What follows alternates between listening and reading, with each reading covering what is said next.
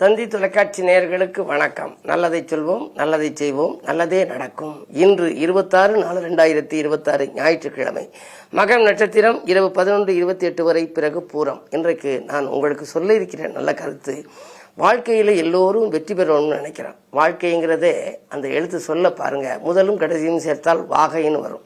வாகைனா வெற்றின்னு அர்த்தம். வாக்கைன்னு வரும் ஒரு இடத்துல இல்லைன்னா, வாக்கை கொடுத்த வாக்கை காப்பாற்றணும், நாணயமாக வாழணும். அந்த வாழ்க்கையில் வெற்றி பெறணும் அப்படின்னா நம்ம என்ன செய்யணுங்கிறத முன்னோர்கள் சொல்லியிருக்காங்க, அழகான கருத்து சொல்லியிருக்காங்க. சோம்பல் இல்லாமல் உழைக்க வேண்டும்னு முதல் கருத்து.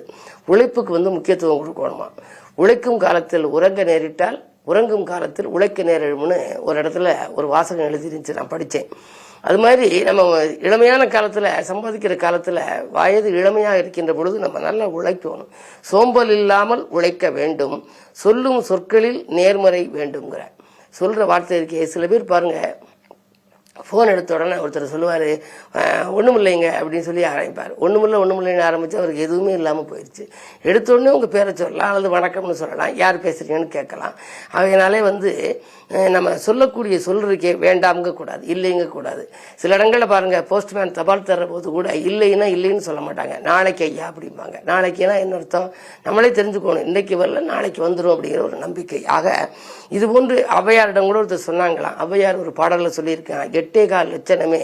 ஒருத்தரை திட்டுறா, நம்ம கோவப்பட்டு சொல்றாங்க ஒரு பாட்டு, 8.25 லட்சணமே யமனேரும் வாகனமே, முட்டமேல் கூரை இல்லா வீடே குலராமன் தூதுவனே, யாரையடா சொன்னாயடான்னு ஒரு பாடல். 8.25 லட்சணம்னா என்ன அப்படின்னா, 8ங்கிற எழுத்து தமிழ் எழுத்துல ஆனா, கால்ங்கிறதுக்கு வானா. அந்த காலத்துல தமிழ் எழுத்து படித்தவங்களுக்கு தெரியும், அவலட்சணமேன்னு அர்த்தமா.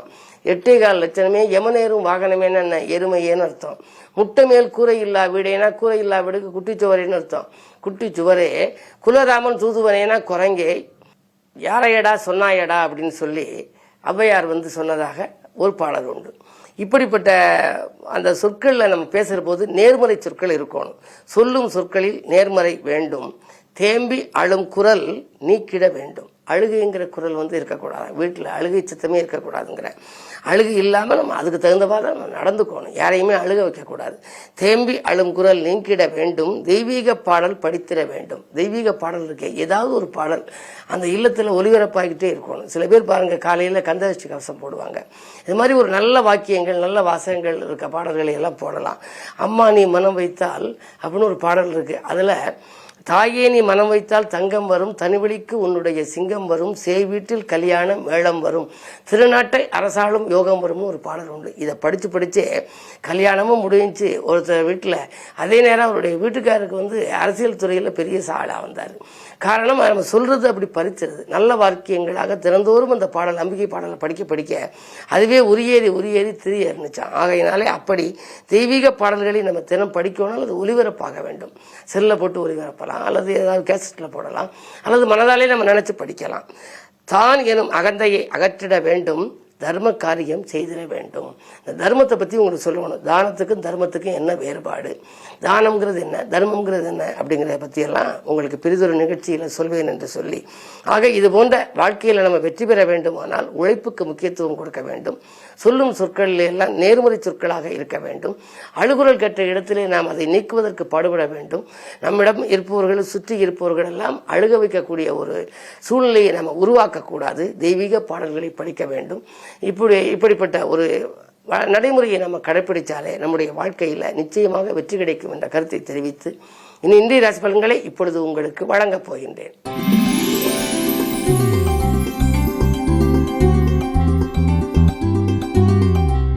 மேசராசி நேயர்களே, இன்றைக்கு உங்களுக்கு புது ஆதித்ய யோகம் செயல்படுகின்ற நாள். எனவே இன்று பண தட்டுப்பாடுகள் அகலும், வருமானம் உயரும். எந்த நேரம் நீங்கள் செய்ய நினைத்தாலும் செய்ய இயலும். வசதி வாய்ப்புகள் பெருகும். தொழிலில் கூட நீங்கள் எதிர்பார்த்த புதிய கூட்டாளிகள் இணையலாம். இன்று நல்ல நாள்.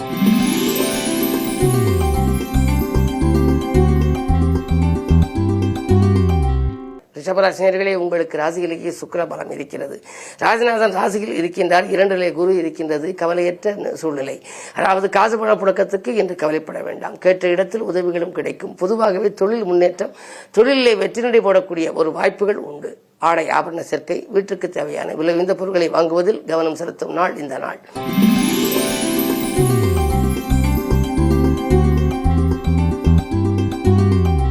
மிதுனராசினியர்களே, உங்களுக்கு ராசியிலேயே குரு இருக்கின்றார். 10லே செவ்வாய் இருப்பதனாலே பொருளாதாரத்தில் தட்டுப்பாடுகள் ஏற்படாது என்றாலும் கூட சில மனக்லேசங்கள் ஏற்படலாம், மனக்குழப்பங்கள் ஏற்படலாம். வாங்கிய சொத்தை விற்கக்கூடிய சூழல் ஒரு சிலருக்கு உண்டு.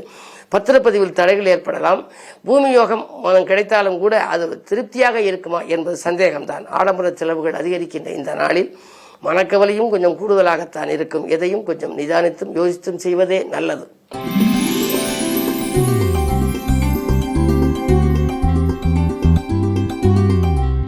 கடகராசி நேயர்களே, உங்களுக்கெல்லாம் அஷ்டமத்திலே ராகு இருந்தாலும் கூட அஷ்டமாதிபதியாக விளங்கும் சனி 9ஆம் இடத்தில் இருக்கின்றார். எனவே உடன்பிறப்புகள் உங்களுக்கு உறுதுணையாக இருப்பார்கள். கடன் சுமை குறைய புதிய வழி பிறக்கும். பூர்வீக சொத்துக்களை பிரித்துக் கொள்வதில் இருந்த பிரச்சனைகள் தீரும். பாகப்பிரிவினர்கள் சுமூகமாக முடியலாம். வாங்கியதை விற்றுவிட்டோமே, விற்ற இடத்தை வாங்க முடியவில்லையே என்றெல்லாம் நினைத்தவர்களுக்கு இப்பொழுது ஒரு அற்புதமான தகவல் கிடைக்கப் போகின்றது. அது மட்டுமல்ல, சூரிய பலம் நன்றாக இருப்பதனாலே உங்களுக்கு குடும்ப முன்னேற்றம் கூடுதலாக இருக்கும். பெற்றோர் வழியில் உங்களுக்கு இருந்த பிரச்சனைகள் அகலும். இந்த நாள் நல்ல நாள்.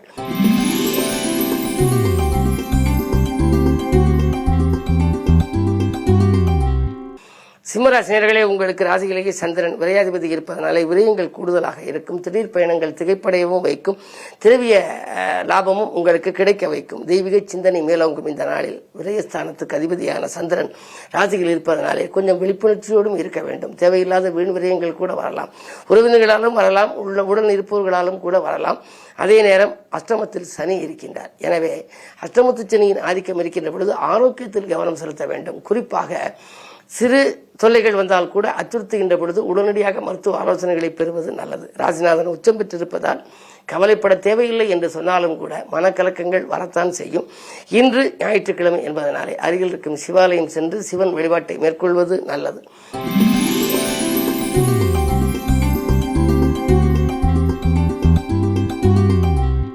கன்னிராசினியர்களே, உங்களுக்கெல்லாம் நட்பு வட்டம் விரிவடைகின்ற நாள். நாடு மாற்றங்களும் வீடு மாற்றங்களும் பற்றி சிந்திப்பீர்கள். முயற்சிகள் எல்லாம் உங்களுக்கு வெற்றி கிடைக்கும். முக்கிய புள்ளிகள் உங்கள் முன்னேற்றத்திற்கு வழிவகுத்துக் கொடுப்பார்கள். பல நாட்களாக எதிர்பார்த்திருந்த ஒரு காரியம் இன்று சிறப்பாக முடிவடைந்து மகிழ்ச்சியை வழங்கப் போகிறது.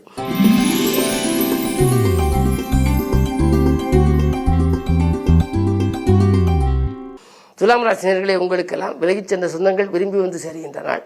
இன்று வீடு கட்டு முயற்சி அல்லது வாங்க முயற்சியில் கவனம் செலுத்துவீர்கள். கேது பலம் இருப்பதனாலே ஆரோக்கியம் சீராகும். அதே நேரம் அயல்நாட்டு முயற்சிகள் கூட ஒரு சிலர் ஆர்வம் காட்டுவார்கள். நமக்கு அயல்நாடு செல்லும் யோகம் உண்டா, எப்பொழுதுதான் வரும் என்று சிந்தித்தவர்களுக்கு இப்பொழுது நல்ல நிறுவனங்களிலிருந்து பணிபுரிய அழைப்புகள் வரலாம். வரும் அழைப்புகளை ஏற்றுக்கொள்ளலாமா என்பதை சுய ஜாதகத்தை வைத்து ஆராய்ந்து பார்த்து முடிவெடுத்துக் கொள்வது நல்லது. பெண்வெளி பிரச்சனைகள் அகலும். இன்று பிரபலமானவர்களின் நட்பால் நன்மைகள் கிடைக்கும்.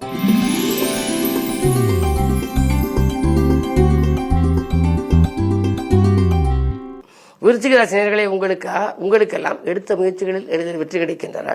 இன்று இல்லத்திலும் சரி உள்ளத்திலும் சரி அமைதி கூடும். தொகை எதிர்பார்த்த இடத்திலிருந்து வந்து சேரும். சுக்கிர பார்வை இருப்பதனாலே நீங்கள் வாகன யோகம் உங்களுக்கு உண்டு. பழைய வாகனத்தை கொடுத்துவிட்டு புதிய வாகனங்கள் வாங்குவதிலே கவனம் செலுத்துவீர்கள். மதிப்பு மரியாதையும் உயரும். பொருளாதார பற்றாக்குறை அகலும். அரைகுறையாக நின்ற பணிகளை செய்து முடிப்பீர்கள். இன்று வெற்றிகரமான நாள்.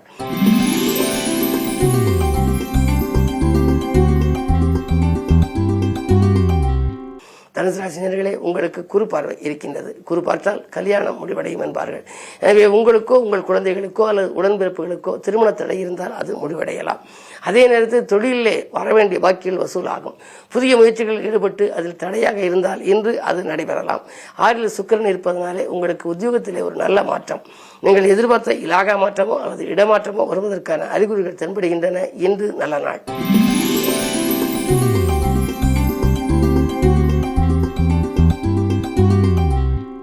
மகராசினியர்களே, உங்களுக்கு சந்திராஷ்டமம். எது செய்தாலும் யோசித்து செய்ய வேண்டும். அமைதி கிடைக்க வேண்டுமானால் ஆலயத்தை நோக்கி செல்ல வேண்டும். விரயங்கள் கூடுதலாக இருக்கும். தான் உண்டு தன் வேலை உண்டு என்று இருக்க வேண்டும். பிறருக்கு நன்மை செய்தாலும் அது தீமையாக தெரியும் நாள் இன்று. எனவே இன்று யோசித்தும் இறைவனை பூஜித்தும் செய்ய வேண்டிய நாள் என்பதை நினைவில் கொள்ளுங்கள்.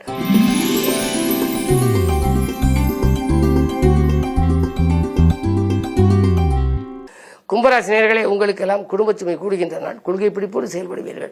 கொடுக்கல் வாங்கலில் கொஞ்சம் கூடுதல் கவனம் செலுத்த வேண்டும். 2 சனி இருப்பதனாலே ஒரு சிலருக்கு ஏமாற்றங்களை சந்திக்க நேரிடும். உத்தியோகத்தை பொறுத்தவரை நன்மையாகவே இருக்கிறது.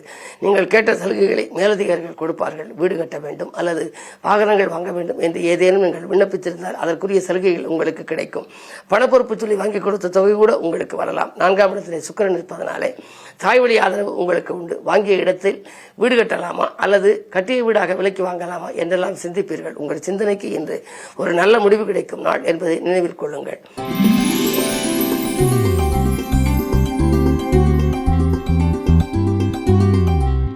மீனராசினியர்களே, உங்களுக்கெல்லாம் பாக்கியில் வசூலாகி பரவசப்படுத்துகின்ற நாள்.